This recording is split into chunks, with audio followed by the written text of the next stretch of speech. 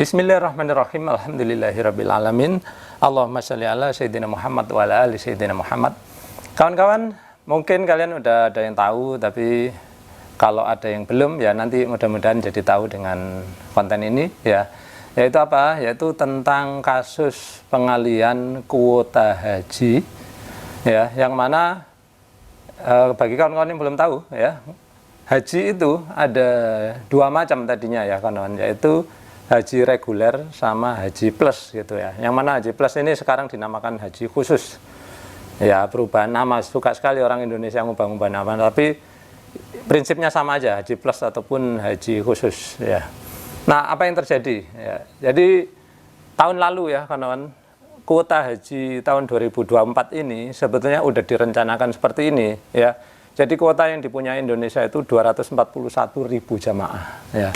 Nah, kemudian dibagi ya, yaitu yang reguler nanti jatahnya adalah 221.000 orang. Ini saya bulatkan angkanya biar gampang ya kawan-kawan. Kemudian haji plus atau khusus itu jatahnya sekitar 20.000 orang gitu ya. Nah, ternyata kenyataannya ya, Departemen Agama yang mana merupakan induk dari panitia haji ini, pelaksanaan haji ya kawan-kawan, itu mengalokasikan yang berbeda, yaitu regulernya dikurangi sehingga menjadi 213.000, sedangkan yang plusnya atau khusus dinaikkan menjadi 28.000. Tentu saja ini jadi masalah kawan-kawan. Kenapa? Karena antrian haji ini udah sangat panjang ya, bahkan di kota saya sendiri, kota Batam, itu antriannya hingga 20 tahun. Jadi kalau kalian mendaftar tahun ini ya 2024, maka kalian baru bisa pergi haji sekitar tahun 2044. Nah, seperti itu. Sehingga ketika terjadi pengurangan jatah reguler ini, maka masyarakat geram, yang mana diwakili oleh DPR yang kemudian memperkarakan Kementerian Agama karena masalah ini gitu ya. Nah, jadi seperti itu ya kawan. Nah, kenapa banyak orang curiga bahwa di sini ini ada praktek korupsi ya? Karena gini kawan. Di sini terjadi ya pengalokasian ya, yang haji plus atau khusus ini tadinya kan 20.000, kemudian menjadi 28.000. Artinya ada penambahan sekitar 8.000 orang. Nah, kenapa di sini ada kecurigaan korupsi? Karena apa? Penambahan 8.000 ini ya, kawan-kawan, itu biayanya beda dengan reguler ya. Jadi kalau haji khusus ini ya atau haji plus ini ya, kawan-kawan, itu biayanya itu sekitar 160 juta hingga 900 juta ya. Jadi tergantung paketnya.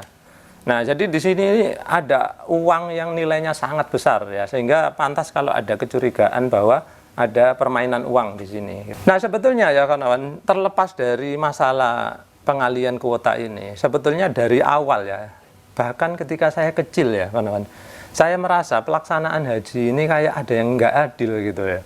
Jadi kalian perhatikan ya, orang yang haji reguler ini harus menunggu hingga 20 tahun seperti saya cerita tadi ya. Sedangkan kalau orang haji plus atau haji khusus ini dengan membayar uang lebih ya 150 juta hingga 900 juta tadi, maka kalian itu bisa berangkat lebih cepat. Artinya apa? Ibaratnya ada orang antri, kalian bisa memotong antrian. Jadi kalian bisa jauh lebih cepat daripada orang yang antri lama. Gitu loh. Apalagi kalau kalian membayarnya hingga ratusan juta ya, 900 juta, maka kalian bisa berangkat tahun depan ya. Nah, ini yang menurut saya nggak adil. Kenapa? Karena ini haji ini kan masalah ibadah ya kawan-kawan, yang mana harusnya adil gitu loh. Siapa yang datang duluan ya harusnya dia yang berangkat duluan, kan seperti itu.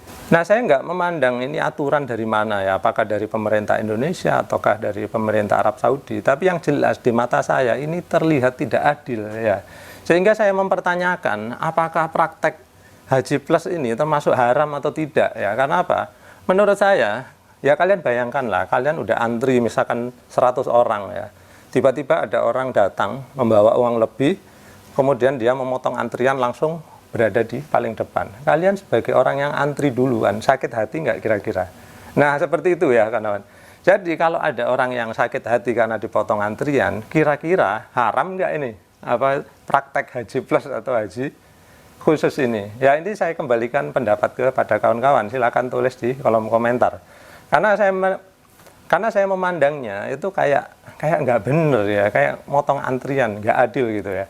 Jadi sebetulnya ya kawan, dalam agama ini, ya mohon maaf ya karena saya muslim ya kawan, bagi yang beragama lain mungkin kurang paham. Orang berjamaah sholat itu sebetulnya adalah praktek yang sangat adil ya. Kenapa? Jadi orang yang datang sholat ya kawan, untuk bisa berada di barisan paling depan, itu nggak harus orang kaya. Jadi orang yang datang duluan itu berhak berada di barisan paling depan. Nah, itulah sebetulnya menurut saya praktek yang adil. Nah, harusnya haji itu juga begitu. Tapi kenyataannya ya beda ya kan. Siapa yang bayar lebih banyak, dia bisa pergi haji duluan.